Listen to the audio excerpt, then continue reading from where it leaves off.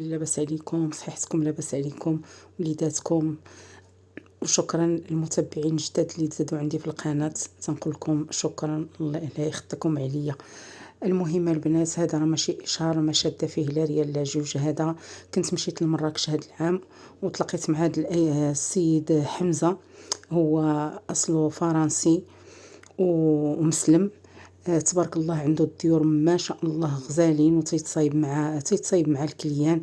الديور واعرين بلا بيسينات، ثمن مناسب. المهم انا هي بغيت نشارك معكم هاد الدار. ها هو تيصورها غزاله اللي بغى صحاب الجاليه المغربيه اللي هنايا فرنسا وبغات تهبط لمراكش.